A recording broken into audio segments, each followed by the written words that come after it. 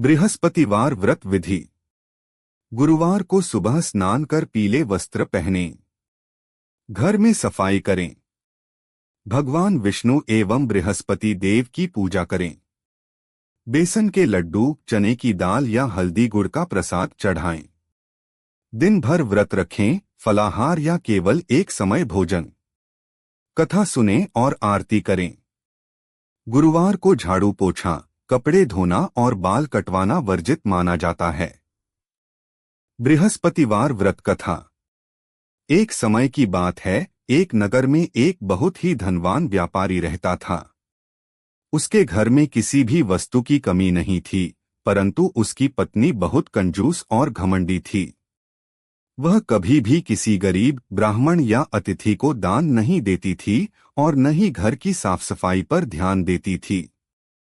एक दिन गुरुवार को बृहस्पति भगवान ब्राह्मण के वेश में उसके घर भिक्षा मांगने आए।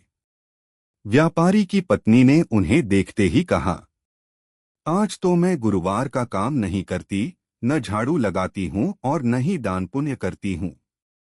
तुम कल आना।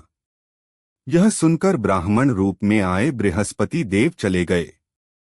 थोड़ी देर बाद उसे काम पर लगे एक नौकर ने कहा कि दान न देना और झाड़ू न लगाना पाप है, इससे भगवान नाराज होते हैं। लेकिन वह स्त्री जिद्दी थी।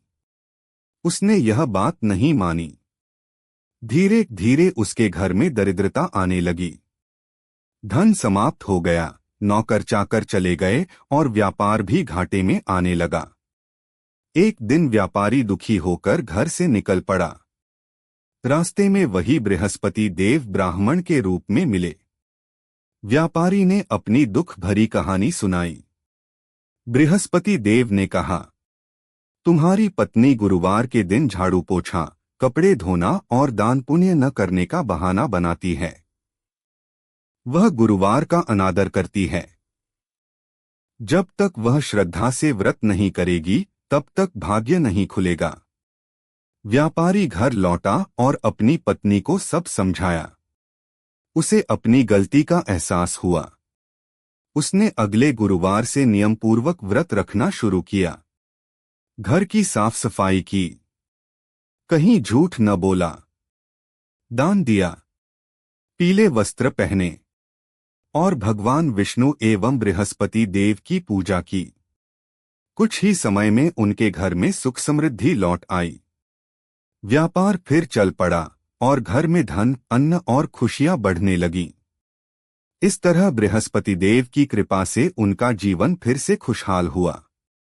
अगर वीडियो पसंद आया हो तो लाइक करें और सब्सक्राइब करें।